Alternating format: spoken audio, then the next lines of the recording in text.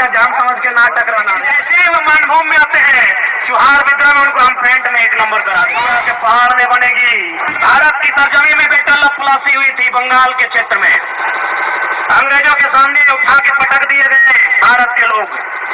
ठीक 7 साल बाद 1764 में बेटा लो बक्सर होता है इसी बिहार में, फिर भारत के लोग अंग्रेज के द्वारा पटक दिए जाते हैं। यदि ऐसा कुछ हुआ तो अगली सरकार झमरा के पहाड़ में बनेगी।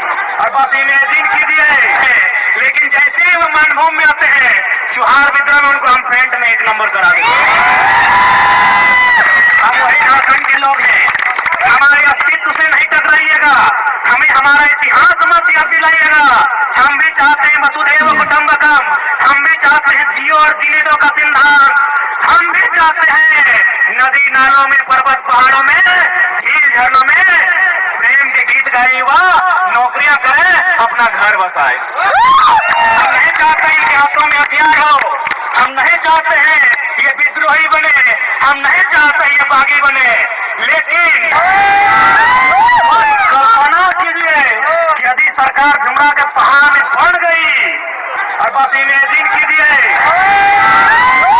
कल्पना कीजिए कि यदि सरकार झुमरा के पहाड़ में बढ़ गई तो रूह कांप उठेगी, सपने में यमरा जाएंगे। कहा देते हैं हमें परेशान ना कीजिए, हमने किसी का क्या बिगाड़ा है, हमने अपने जीवन का 5 साल 10 साल 15 साल इन लॉजों में दिया है।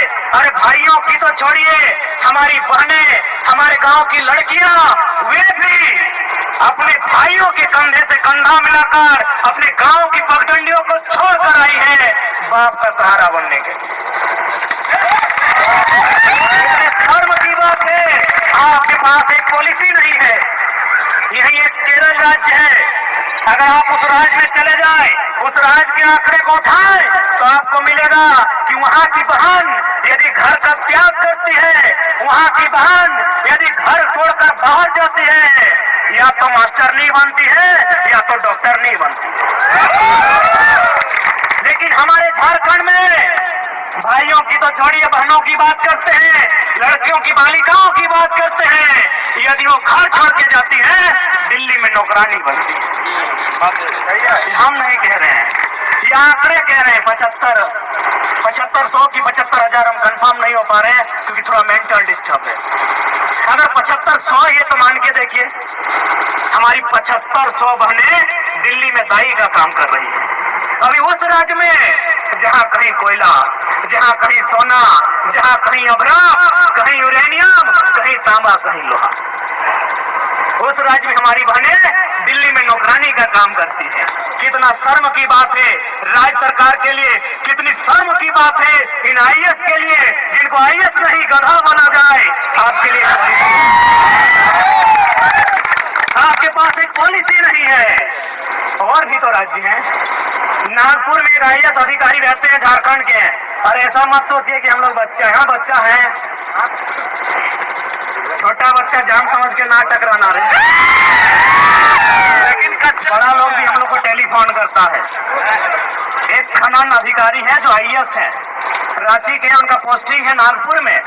उन्होंने हमें टेलीग्राम में वो लेटर भेजा, उसमें शायद एनसीएल या कोई कंपनी है उड़ीसा में और तमिलनाडु में, वो माइनिंग का काम करती है। और माइनिंग सरदार सब लोग समझते हैं पॉलिटेक्निक के स्टूडेंट्स, पॉलिटेक्निक वाले माइनिंग सरदार बनते हैं ना। हम लोग तो पीएचडी के, हम लोग टेक्निक में गए नहीं, इसीलिए बताइएगा। माइनिंग सरदार की पोस्ट आई है, कहा तमिलनाडु में और उड़ीसा में। क्या लिखा है पता है? कि वही माइनिंग सरदार बनेगा जो उड़ीसा में उड़िया भाषा का ज्ञान रखता हो और तमिलनाडु में तमिल भाषा का ज्ञान रखता हो। और यहाँ उससे कई ज्यादा माइनिंग सरदार के पोस्ट खाली हैं। तो यदि हम यहाँ की क्षेत्रीय भाषाओं में माइनिंग सरदार बनने की अर्हता को रखते हैं तो क्या कोई गुनाह है? क्या कोई पाप है? एक आईएएस अधिकारी ने लेटर भेजा है, यदि आप चाहें तो हम लोग आपको फॉरवर्ड कर सकते हैं। मीडिया के लोग हैं, उनके सामने पेपर कटिंग दिखा सकते हैं। माइनिंग का काम करती है, माइनिंग सरदार का पोस्ट आया है उड़ीसा में और तमिलनाडु में। उड़ीसा में उड़िया भाषा चाहिए, तमिलनाडु में तमिल भाषा चाहिए। लेकिन झारखंड क्या है? झारखंड बाबा जी का ढाबा है।